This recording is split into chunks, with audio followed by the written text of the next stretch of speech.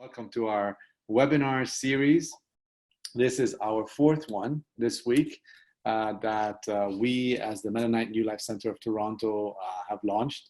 So, for those of you who don't know our organization, we've been established since 1983 as a community member-based nonprofit charity organization dedicated to assisting and supporting newcomers and immigrants in various ways, whether it's settlement, helping them boost their career through bridging programs and language instruction classes, and also through counseling through our mental health specialists.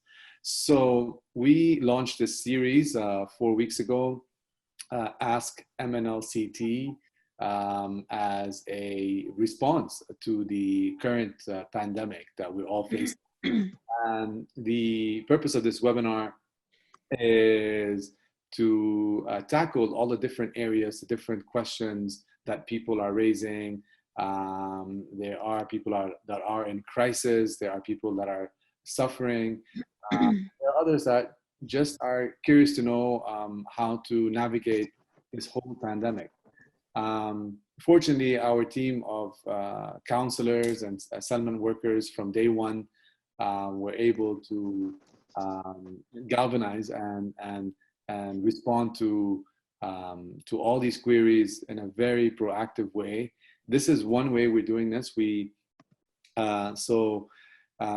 Every week we've been addressing a topic. So this week it's about managing conflict and financial constraints in a pandemic.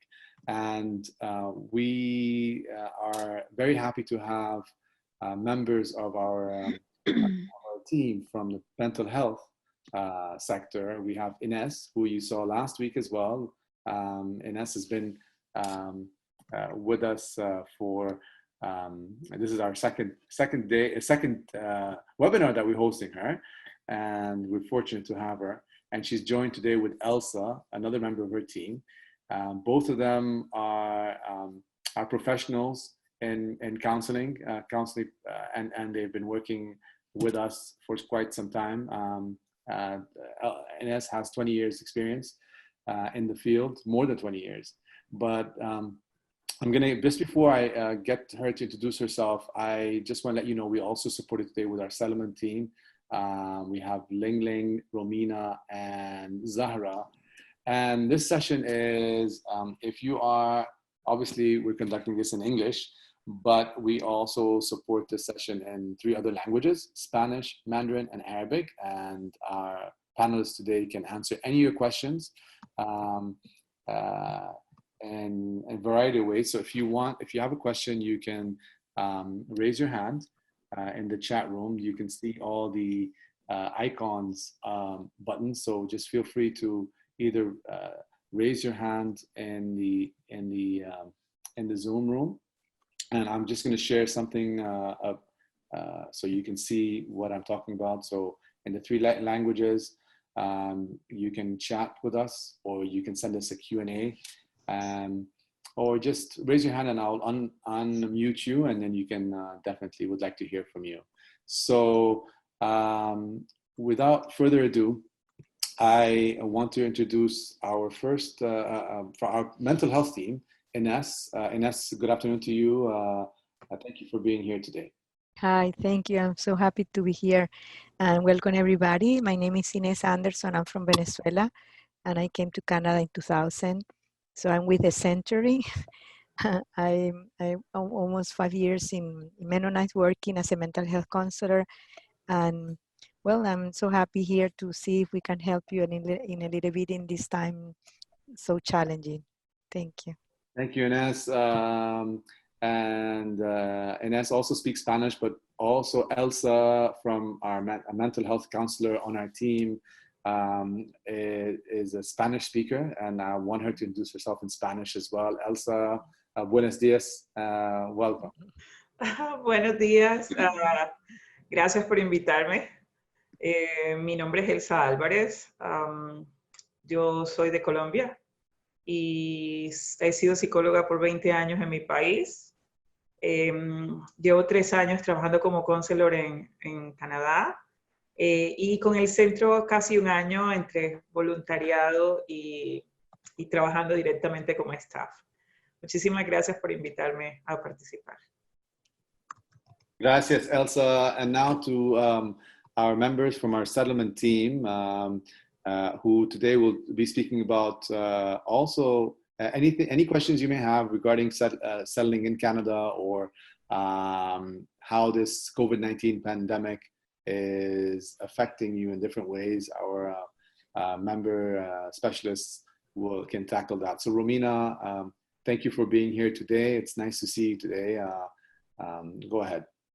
Thank you for inviting me to this webinar, number 4. I'm glad to be here. If you have questions, you can definitely direct them to me. I speak English and Spanish.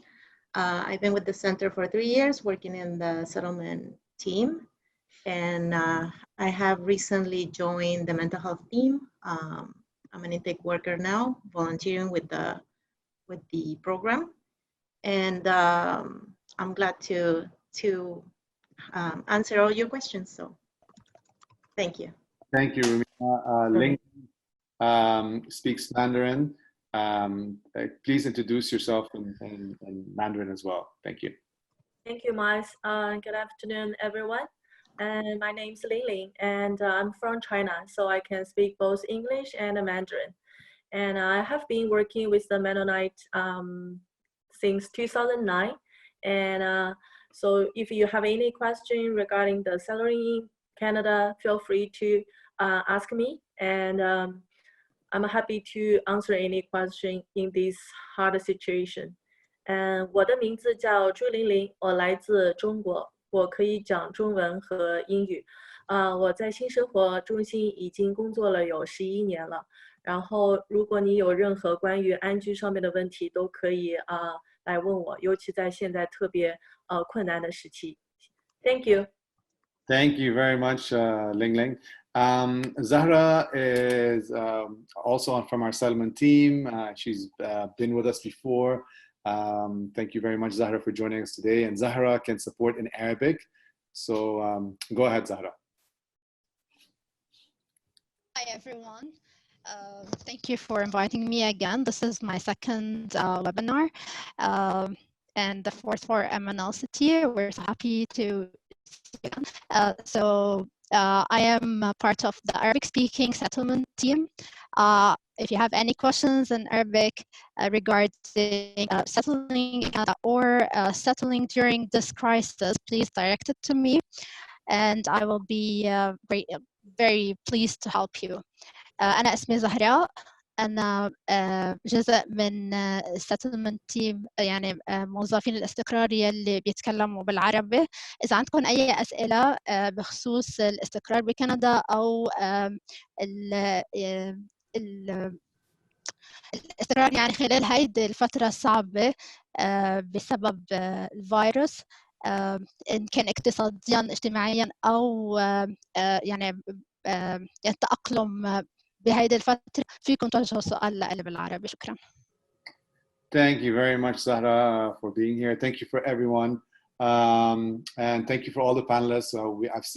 I see more have joined since we launched this. So today's topic, without further ado, is on managing conflicts. And I want to bring in, I want to direct the first question to Inez. Inez, I know this is not an easy time for anyone, whether they're facing hardships or not. We have been in this lockdown for quite some time, and it can be very, very stressful. So we've been hearing about a lot of relationships that have gone a little bit. There's been some tension, in families, which is quite rather unfortunate. How do you maintain a healthy relationship? When you're in a small family and you quarantine in such a small space.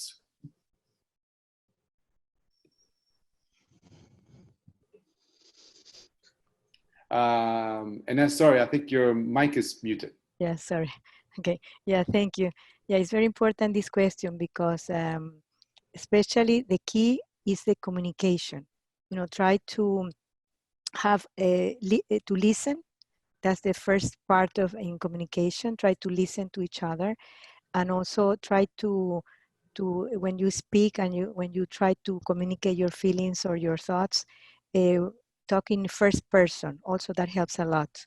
You know, not try to describe the situation and not to blame or judge. You know, like try to establish a effective communication. But sometimes our emotions, you know, are too strong. So it's important also to stop, to breathe, and to try to be calm, so we can, because sometimes we cannot listen to other person if we are so we need to have also some time for ourselves to calm ourselves and to be in a like in a inner space and with peace with ourselves. So I don't know if Elsa want to add something and in Spanish. Gracias. Sí, lo importante es que recomendamos que se desarticule el conflicto desde el principio, porque el conflicto inicia paso a paso y cuando nosotros lo percibimos es importante que intervengamos en él. La forma en que nosotros podemos desarticular el conflicto básicamente es tomándose un tiempo fuera para revisar si lo que nosotros estamos interpretando de manos de la otra persona es lo adecuado. Entonces es importante que crucemos la información. Algo así como, ¿qué quisiste decirme? O eso fue lo que realmente yo entendí, o que tú entendiste de lo que yo te dije. Es la primera base de la comunicación efectiva de la que hablaba Inés. Entonces, bueno, de esa manera podemos dar un parámetro para desarticular el conflicto. Yeah, no, it's Ines, thank you for that. I mean, it can get quite stressful. I mean, you probably would know this. I mean, has there been a sharp rise during this time, and are there like serious concerns, and maybe you can give us some tips of how to prevent prevent this situation from happening to other, say, people who are in this who haven't shown the signs, but they are prone to. Because the thing is that sometimes it can start with a very small thing, very small difference, but then it escalates. So it can get to something really even abusive or with anger issues. So it's something that we need to stop, as Elsa was saying. Like we need to desarticulate the conflict. Like not to let the conflict arise, because then after it's really more difficult. It's more challenging to stop.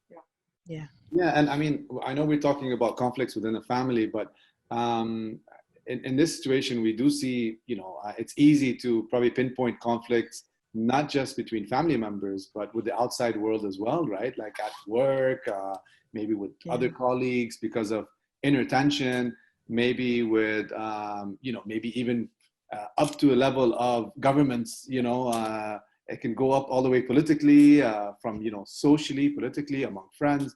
So conflicts is something that, that we I guess we live with conflicts day to day, but how to manage it is another story.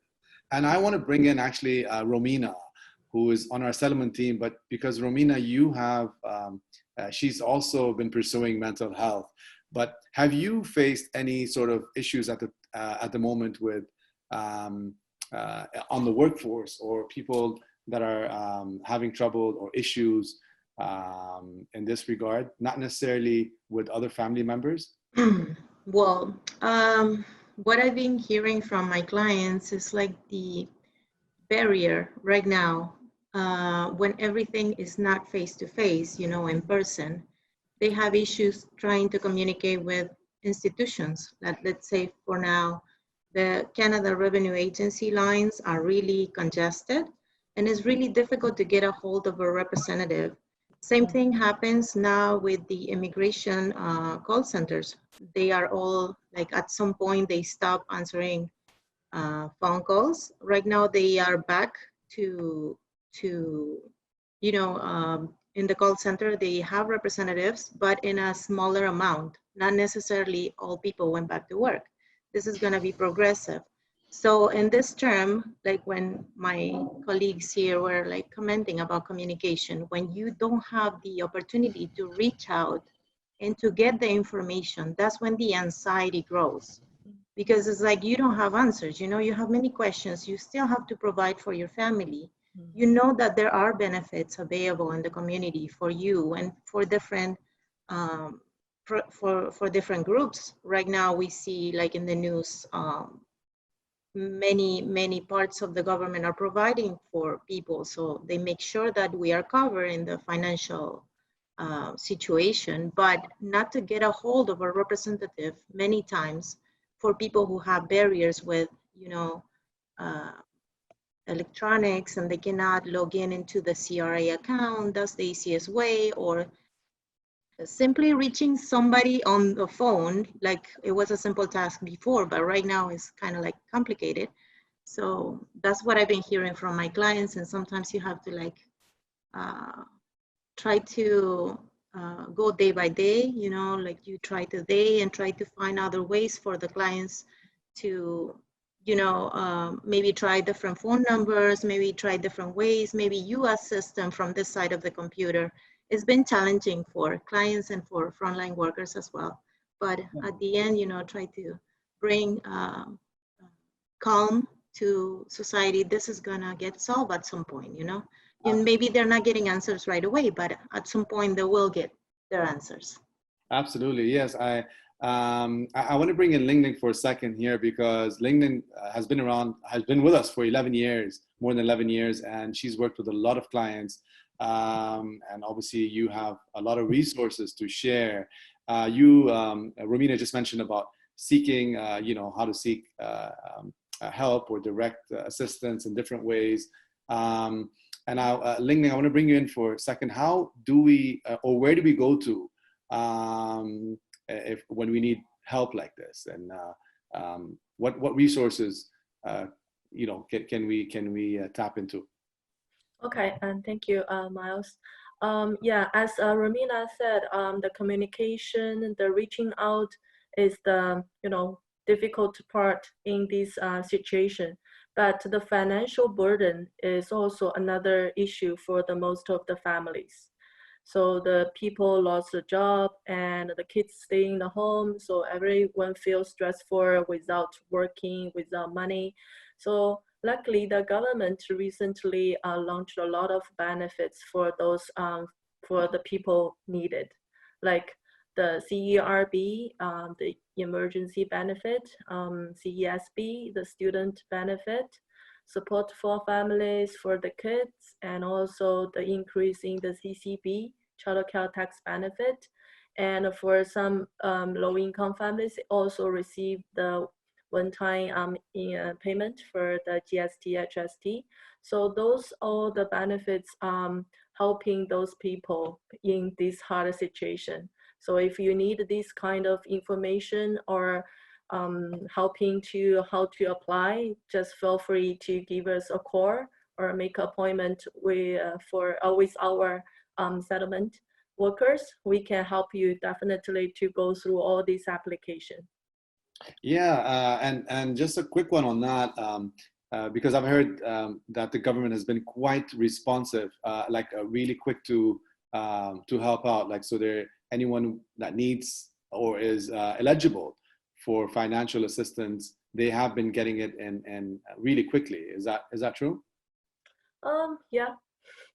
So for the eligibility, yes. So so far it's still a little bit complicated. It's not easier for, you know, the clients to get it very clear whether I am eligible or not. But to be honest, the government is always changing or updating this eligibility. But we would like to see if you really need, you can contact our settlement worker. We can help you to navigate whether you are truly or really eligibility, because it really depends on the situation, like, you know, the family size, the work history, the age, your education background so far. So don't feel like stressful. We are here to help you. Absolutely, yes. No, and actually, I mean, our lines are always open. We haven't stopped, supporting our clients and anyone who, or vulnerable individuals, immigrants, newcomers. So we will add all the resources in the chat room in a second of how you can contact us. But I want to just also just a little bit off the subject for a second, just to note that today we launched an app that we're very proud of. We partnered with iSent. It's a newcomer app. It's called the Newcomer Support mobile application, and I will add the link in the chat room. It's open to anyone, and it's something that we came up during this pandemic. Basically, this application will provide you with a wide range of programs and services that we as an organization have already, but there's also some added value things that we may find quite useful. So there was a whole section on COVID-19. There is, you can even connect with us directly. So if you want an appointment with any one of our counselors, you can do that through the app. We also, it's also supported in English, Arabic, Mandarin, and Spanish. So expect to see anything from settlement, immigration, legal rights, employment, health, recreation. Even we will have updated information on incidents and activities. So today is the first day of the launch, and I'm going to add, and you can easily sign up, download it on App Store or Google Play, and I think you'll really enjoy it. So if any of you are interested, I have just, I'm adding the link right now, so feel free to copy that link in the chat room. It's mnlct.org /app, and then all the details are there. But coming back to the subject today on managing conflicts, Ines, just to follow up on what we were talking about earlier regarding, you know, the levels of frustrations that people sort of are experiencing.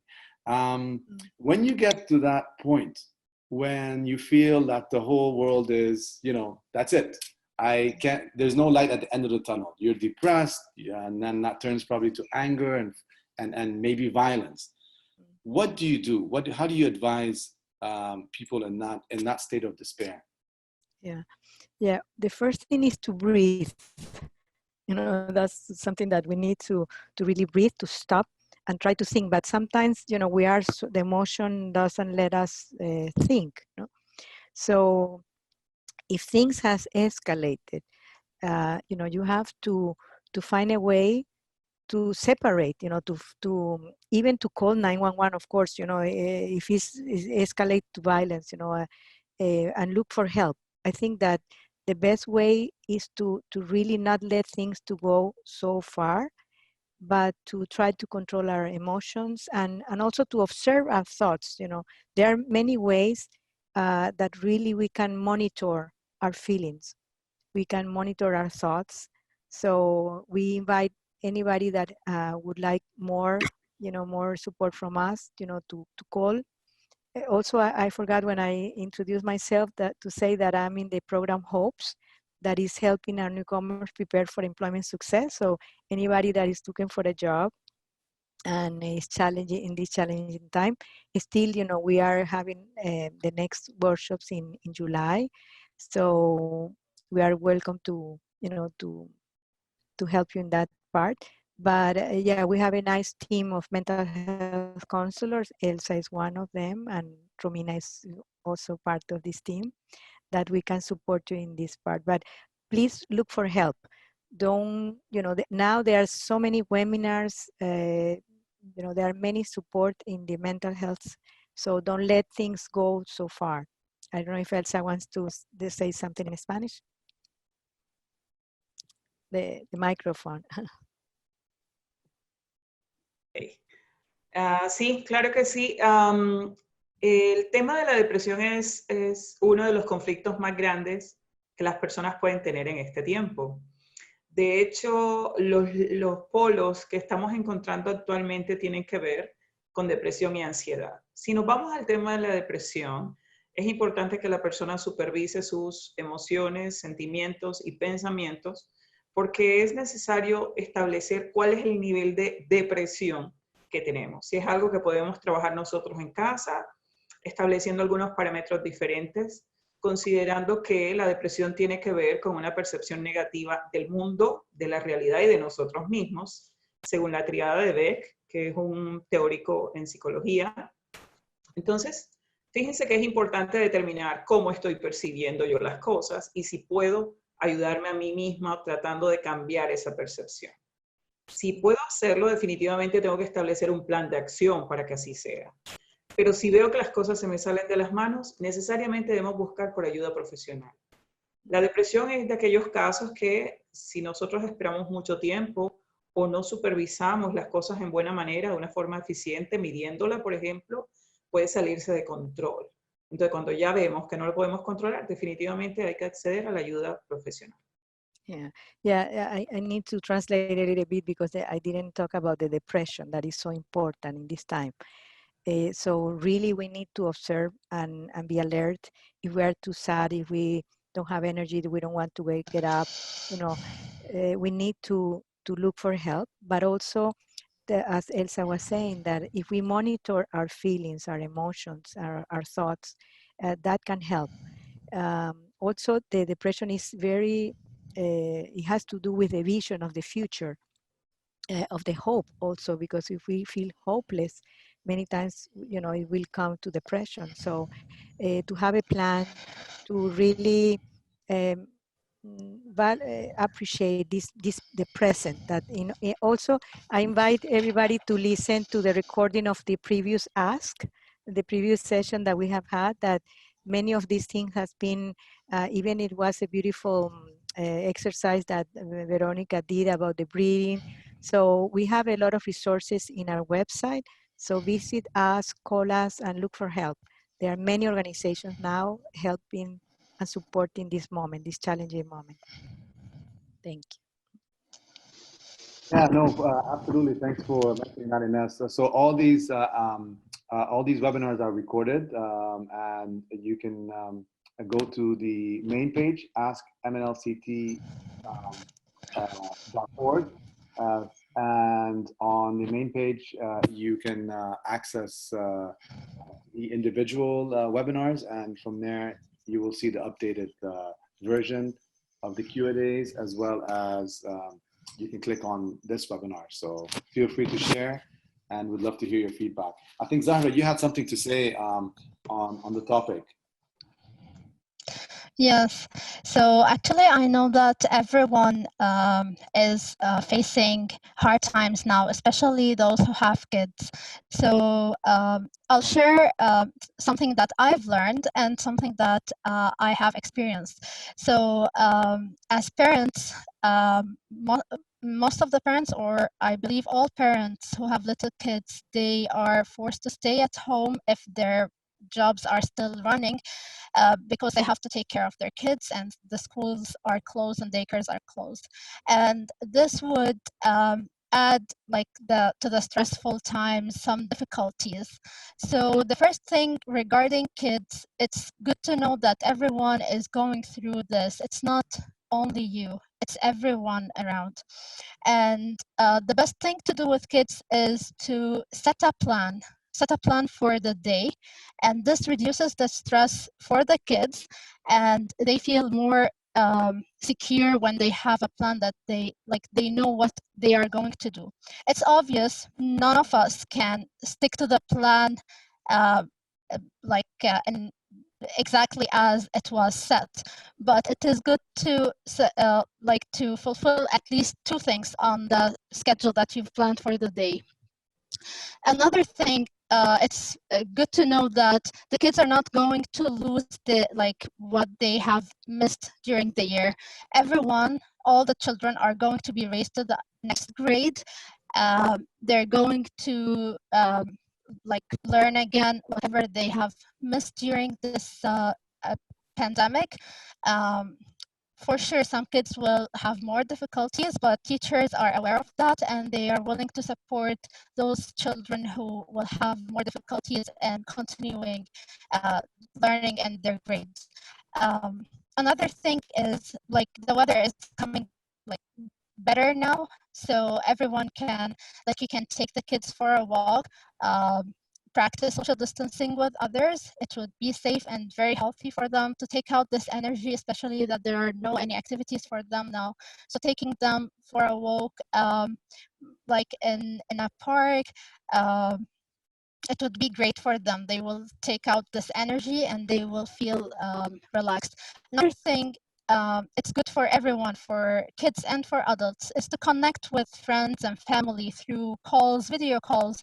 It works for kids as well because they feel the same, like they experience the same feelings as we do. Like sometimes we feel alone, isolated, and this is normal. What we have to learn is to deal with those emotions and to know that our kids are facing those emotions as well, but they do not know how to express them. So it's good to make them connect with like your family, relatives, and their friends as well, even through video calls. Like make a private space at home and tell them that you can stay here and talk to your friends. Another thing for parents who are staying at home because they're taking care of their kids, there are many benefits that they can benefit from. We are here to help. You can call us and we can like see the situation one-on-one, and we can see how we can help you financially with that to apply for the benefits that you are entitled to. Yeah, and most of all, we have to think that, like if we think about World War I or World War II, obviously people thought that the world is going to end and this is the end, but life had continued and here we are in 2020, and this will end at one point, so we have to think positively. This is what I wanted to say. Yeah, absolutely, you're right, Radha. It's all about positive thinking, and I'm glad, well, it's like you said, the weather is getting better, so hopefully people's lives will brighten up a bit and we can all go outdoors and enjoy the sunlight, get some vitamin D, right? Yeah. We have Rola actually from, Rola joined us last time as well, Rola Hamdan. She has an interesting question on, this is addressed, I guess, to Ines, but I've also unmuted her, given her permission to speak so we can hear her again. She's basically asking about how to deal with domestic violence, because she apparently she's been in contact with clients that have raised this point. So Ines, basically what she's asking, what advice would you give to these clients or people during this difficult time, especially women who are being isolated? Yeah. So yeah, this is a very challenging time, especially that, you know, if everybody can feel isolated. Imagine a woman that is being abused, no? So one thing that is very important is to have a plan B. But first, you know, like try to know what are the triggers for the man in the case, because there are also some men that are abused, no? It's not only women, but in the case of the couple, the person that is being abused, it's important to know what are the triggers for the other person. Because, for instance, I have worked with couples, or, you know, for instance, if the woman is angry because, you know, it has resentment because the man has been, you know, abusing her. So sometimes the way she says things about your mom, or, you know, each couple has some things that trigger. So try to not trigger more violence, you know, like not to put like wood on the fire, no? That would be something to avoid that things escalate. Because Rola, when things escalate, and I think you have clients also that you're asking that, because sometimes it's a spiral, you know, it's something that you cannot stop. And it's important to look for help, and there are many numbers that can help you to have a plan B. You have to have a space, a safe space or safe place that you can go especially if you have children, because my experience with domestic violence, that in my master I work for a year with domestic violence, is that women accept many abuse, a lot of abuse, but when the children are touched, when the children are, because they are more vulnerable than us. So then they want to stop. So the thing is that, especially if they are children, it's very important that you look for help. Children's Health Society, you can talk to us also, and we can refer you to, the person that have these needs. So we can refer you, the person, to the right place. And it's very important not to let things, escalate, because then it's too late sometimes, but I'm sure that, with the right support, you can go through about this. I don't know if Elsa wants to add, or Romina, or Rola, Rola has a point, because Rola works okay. in the legal field as well. So Okay. also related to what we do. And I would like to, Rola, like to hear from you, what sort of experiences are you facing in regards to domestic violence through clients? You can unmute, by the way. So I'm going to try to add something in Okay. English. So in my experience, for many clients that are having that kind of experiences, so the first thing that we are doing is working with the victim. That in these cases is our client, our direct client. So the person is oriented to evaluate the kind of violence that she's, in this case, she's receiving. So in that way, we can help in a better way. So in one case, in special, obviously, I don't go to mention names or special information, detailed information, but we are working with this lady as the violence is, until now, is verbal violence. We are working with her and her husband because we had a plan, we made a plan in the lady could talk with her husband, trying to make him realize that he is being violent with her. So they together decide to receive therapy. Mm-hmm. So now we could disarticulate the violence in the house, in the home, through the therapy. But that was a special plan that we designed with her. So thanks God, so that is working now. Good. Yes, I think we're, I think Rola wanted to say something, and she was calling from a phone line. Rola, can you hear us now? I can hear you. Can you hear me? Yes, thank you. Good. Hello, everyone. Thank you, Miles. This is a very sensitive topic and a very important topic that you're discussing. My worry is about clients who cannot reach us, who are living in total confinement, and they're taking the abuse. They call us when it's too late. Sometimes they call us when they cannot reach us on time to help them. So this is my worry. And we have seen a rise in numbers of women in particular calling for assistance. Our office in particular cannot provide family law advice, but we refer to legal aid. But how are you, have you seen this? Have you seen a rise in numbers? Can you provide assistance on the spot? Because sometimes these women, they have access to a phone call once. So we have to grab the opportunity and help them on the spot. They won't be able to call us back. We can't call them because the abuser, whoever, the abuser can be a woman or a man, but so this is very sensitive. How are you dealing with these issues? And do you have any resources where you refer these clients to? Ines, I haven't, because, well, my program is to help to find a job, you know, to help them. But I know that in the center, you know, we have contact for the shelter, you know, if it's necessary. It's very important that this person, you know, but if they cannot communicate with us, so it's very difficult to help them, not to support them.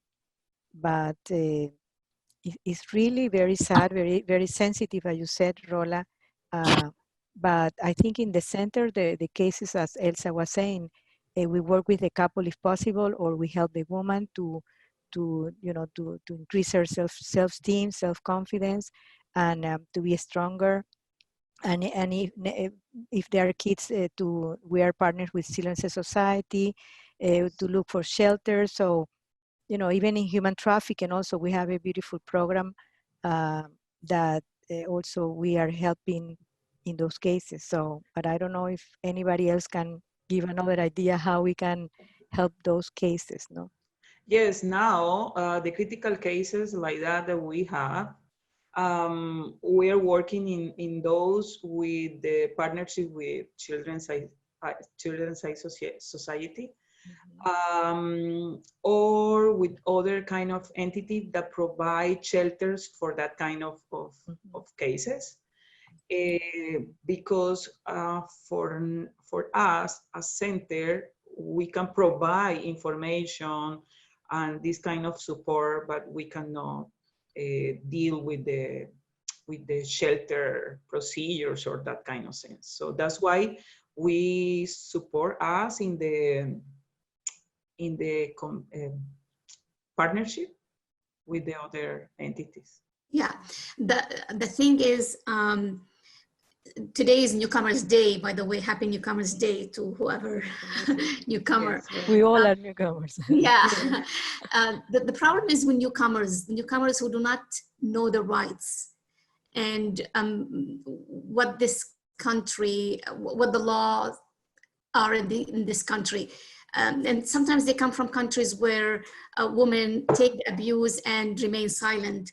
We have been trying to do a lot of public legal education sessions to educate these clients, especially with settlement agencies, ESL classes. Right now we feel disconnected from these people, and it hurts because these people need to know about the rights, their obligations, etc. Not only with like domestic violence issues, with other issues as well. And we feel we're disconnected from these people. I'm not sure if you you are in touch with newcomers, if you're still providing these kind of educational sessions to teach them about the rights, what they're entitled to, how they can protect themselves, etc. I think this would go to our settlement team, Ling Ling or Zahra or Romina. Do you want to answer that question? Well, in the settlement team, I know for many years we have been receiving these calls as frontline workers. We do have flexibility with the mental health program. Like in our center, we have the resources in a normal setting, or I don't want to use the word normal because what is normal, right? But and not in terms of like the pandemic times like we are experiencing right now. We have the resources within the center, which makes it sometimes easier to connect right away with one of the counselors on site. Right now, we are limited in that sense, but we encourage the community to give us a call, even like a conversation, having someone in the other side of the line listening to the person who is going through a hard time at home and trying to connect them with other agencies as well. Like this gives a sense of like companion, you know, you're not alone in this. We're still having people who can listen to you and try to find ways to connect you with other resources There is a crisis support line that is 24/7. You can find assistance in your language. There are other resources in the community that are working also the same way we are, like giving services over the phone or online. We can connect you with those resources. And you are completely right, Rola, when you say that sometimes they have access only once to a phone. And in this terms is that I'm saying to you, we encourage that person to contact us, even if it's like the only chance they have. And sometimes we're not gonna be able to give them or provide them with an answer right away, but at least they get to contact someone and talk about what is going on at home. They're not alone. And then we can provide for resources so they can get connected and find that that sense of connection that you're talking about. Actually, on that point, it's Rola was, because she's in the legal background. I know we're not lawyers, or we're not legal specialists, but what we do provide is like when newcomers do call us, we give them the general information that we know, the basic human rights, of how to navigate, living in Canada, working in Canada, playing, in a social life. I know for a fact, because I took the BEMC course, the Bridging Program to Media and Communications, last year. And a fundamental element in that course is a foundations class. And now in that foundations class, there are a lot of information on, again, what rights you have as an employee. And there's also, they do shed awareness on employers, how you should be treated, how not, and several, and everything basically that's connected with that. So in a way, I don't know, Rola, if that asks your question. I'm sure you go more in depth as an organization, but yes, we do provide the general information that we are aware of. But thank you for bringing that up, and I think we can exchange some ideas here. That's why we're having this forum and this webinar. So we're learning a lot by bringing a lot of members of our communities, and especially we do have attendees that are from settlement agencies as well. So Liliana, one of our attendees, has a comment to our panelists. She says, it would be nice if the government does more propaganda on TV or in any kind of media about the places like Mennonite New Life Center. Thank you very much for that, Liliana. That can help these kind of victims like they helped me in the past. I really appreciate the help of everybody here. And she also thanks Leticia and Ines. So Ines, I think you know her personally. Liliana, if you'd like to speak as well, I've given you permission, so you can speak directly to Ines. Ines, she also says that if there's any way we can connect with the government so they can help in more situations like this. So thank you, Liliana, for the kind words and your thoughtfulness. I'm happy that we were able to support you at that point in time. Ines, thank you so much. Thank you, Liliana. Yeah. They really helped me. If not, maybe I wasn't here. I was in a very hard situation related with abuse, and when you are in the situation, sometimes you don't realize that you are in that. So I think the support of the center was very good, and they helped me to open my eyes and see the reality that took me about 2 years to see what I was living and what hole I was. So I really, really appreciate, and I always try to be in contact with the center because you guys always continue helping me. It's not easy to be here alone, and I think it would be nice that people know, more people know that you guys are there to help us. Thank Sometimes you, Liliana. it's not easy to know where to go to find some help. I really Thank- appreciate. Thank you so Thank much, you. guys. Thank you. Thank you. So nice to hear your voice. Yeah, thank you. Thank you. Me too. Yeah, no, Liliana, it's good to hear from you, and Ines, I know you, you know, you've helped a lot of lives. I mean, a lot of the people that you, and this is to everyone listening here and joining us today, because behind the scenes, before we joined, I just want to say something that that whether it's the settlement workers or in the counselors that we have on board, you guys are so humble, and you deserve, you know, the biggest pat on the back. And when we come to give it to you, you don't, you know, you're very humble. So I know you've touched a lot of lives that it's sometimes difficult to speak about, but I want to hear your point of view, how you have transformed those lives and what it actually means to you. Ines, let's start. You know, you have a lot of experience. Well, it's very emotional for me, you know, because you know, we all have been through many things. Also, this is, but I think that, you know, our job when we find these beautiful souls and beautiful people that we have been honored to touch. So it's the best thing. It's the best reward, or, you know, then, but it's, for me, it's very emotional. Of course. I mean, in essence, you know, you're dealing with human lives, and you're changing human lives. And the good thing here about what we do as an organization is we see people that are, maybe their lives are completely destroyed, and people don't see that. You know, they're walking past us. Someone might be walking past us on the street, and you don't know what their life is like.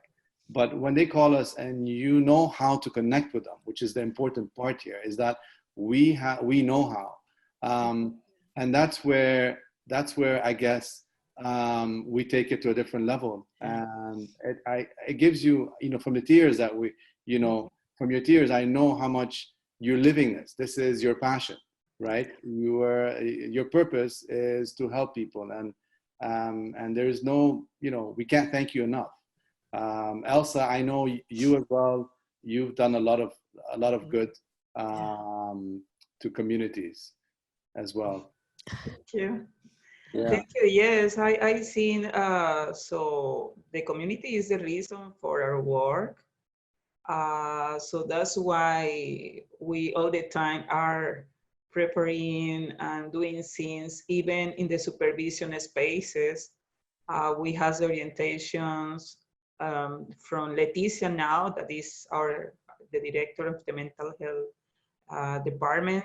So we are implementing and preparing all the time better scene for work with the community. Yes. Ines and mental health team, you guys have a large fan base. Aurelia. Yeah, we are very lucky to have Leticia, really. You know, like, we are so lucky to have her. She's really our strength, you know. And we are all a team. We support each other. You know, I'm so blessed to be a part of the center. We are a family. So all the settlement, all the mental health, every program, we are really a family. And I think our clients feel that, and they become part of our family. Of course. No, and our lines are open.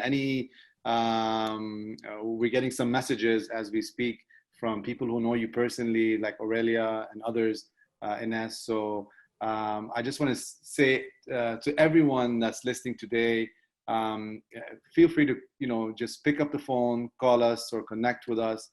And when this coronavirus, COVID-19 pandemic is over, our doors are open again, please just drop by, even if it's for a cup of coffee. And we'd love to sit and chat with you, and any ideas you may have, or anyone you know who is in distress, please you send them over. We'd love to speak to them. Yeah, and we will be able to embrace each other. Vamos a poder abrazarnos todos. Así es. Absolutely. I want to give, our session is almost over. And I just want to say, you can access the link below to watch this webinar or share it after we post it. And next week we will have another one. It will be our 5th webinar, and we will have our program managers from our bridging programs, the mental health and the media and communications.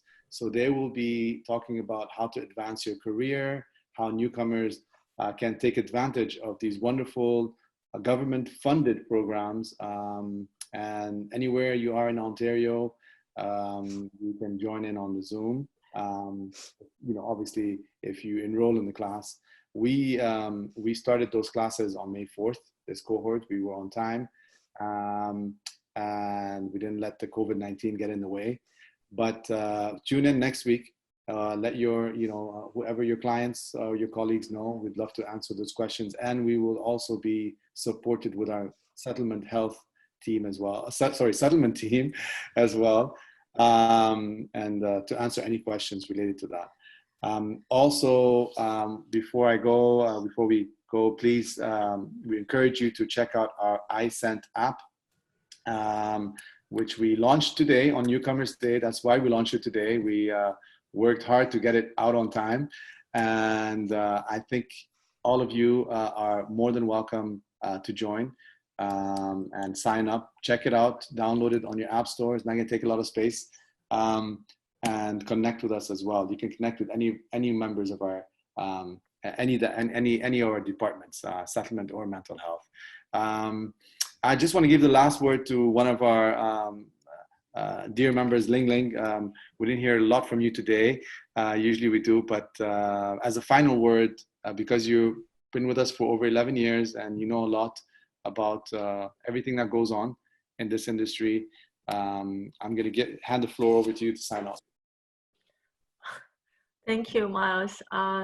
Yes, as all the attendees mentioned, as a newcomer, Mennonite New Life Center is also my second family, because I used to be a LINK student of our LINK program at our Queen office location. So I experienced all the barriers and the difficulties as a newcomer when I landed in Canada. But through the support and also the help with from the Mennonite New Life Center, I went very smoothly to catch my career, and also I go back to the community to offer my help, my experience, and also my support to the people who has the same experience as me before. So I feel very glad to help the people, because it's really hard to explain. Like Ines said, it's really a beautiful piece of your life when you getting help from others and offer your rewards to the community. So so by the end, I just want to thank you, Mennonite New Life Center, and also I would like to welcome all the people to join us, no matter in which part of your life, like asking for help from us, or wanted to connect to talk to us, or download our iSent app to connect with us. No matter in which way, we are keep connected, working together. Thank you. Yes, thank you very much, Ling Ling. Thank you, everybody. Thank you, everyone, for joining. I've just please visit us on www.mnlct.org/askmnlct, and then you can submit your questions to the communications@mnlct.org, and you've got some numbers there. If you don't have them already, please feel free to call us. And I again thank you, Ines, for joining. Thank you, Elsa, very much for your insight as well today. Romina, it's good to have you on board as well. Elaine, and Miles, for joining again. Thank you very much. Thank you, everyone who also participated today, from our panelists, Rola, thanks, and Liliana, and all of you who commented. Thank you so much. Thank you. Everyone, Bye. have Thank a great you. day. Stay Bye. healthy, and see you soon. Thank you. All the best.